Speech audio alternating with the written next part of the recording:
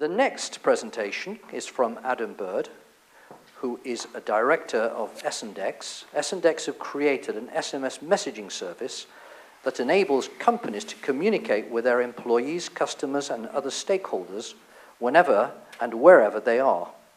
So Adam, if you could tell us a bit more about that. And I think, if I'm correct in my recollection, in China, SMS messaging is much bigger than emails or where have you. And I think the biggest provider in China of services like these is Experian. Sounds like a conversation to have. Thank you.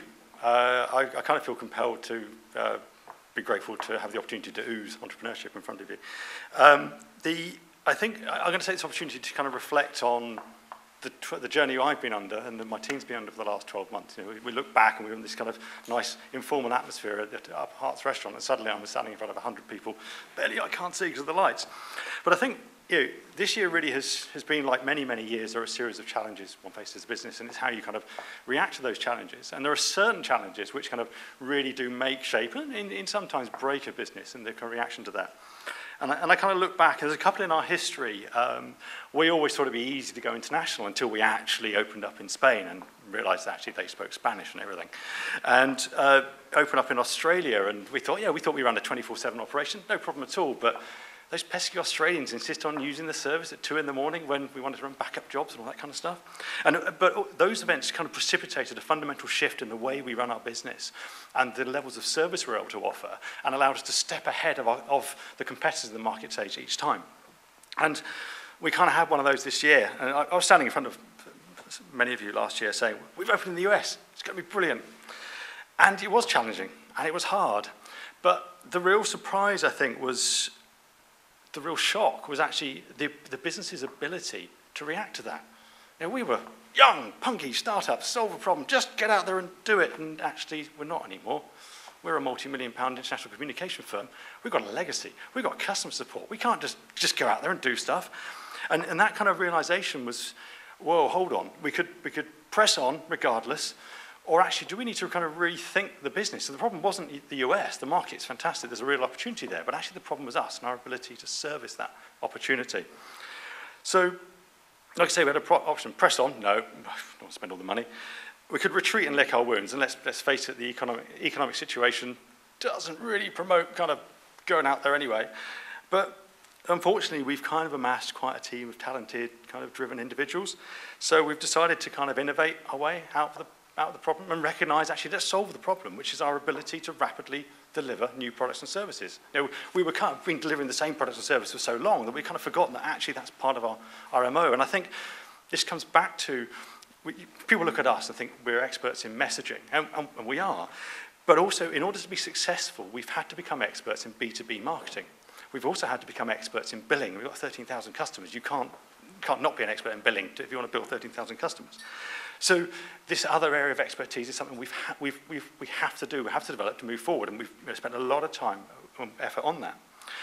And I think another shift that's happened this year really is we've kind of moved from being, we're now at the size now, we're approaching 50 people. We're not really a founder-led organization anymore. We're lucky enough. Jeff Love joined us, previously customer service director at HomeServe, joined us 2010. 2011, he joined the board.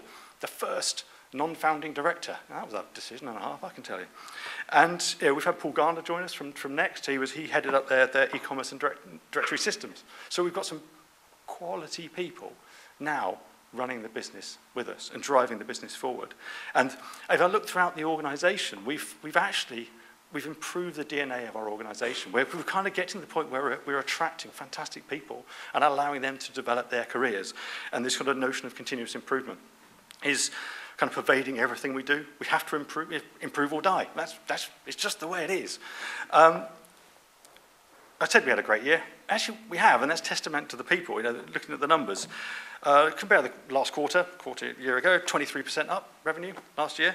But what's really interesting is our international. When I stood in front of you guys last year, it was about 30% of our revenues. It's now 40% of our revenues is coming from international. And well, hey, weak pound, brilliant. It does help.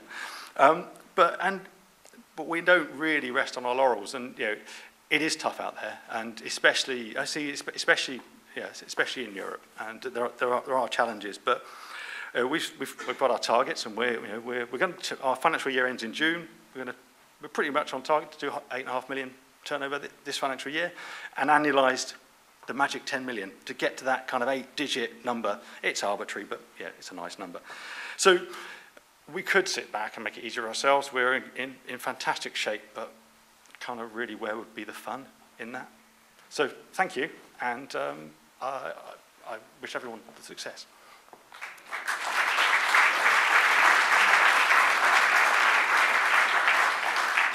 Thank you, Adam. A great presentation and a great achievement. And what you didn't say is that over the next 3 years, you're going to triple the size of the business? Yeah. So as someone who, sort of just makes it up as he goes along and doesn't think too much about it, Yeah. You've obviously done a great deal of work on business planning and thinking through what you need to grow the business 3 times bigger than it is today. I think for me, what I've done is I've recruited the right people. And this is the transition we've had to make. It's no longer my baby anymore. It's everyone's baby. And we can't... Just don't step back too soon. They need you. You're wishing your passion.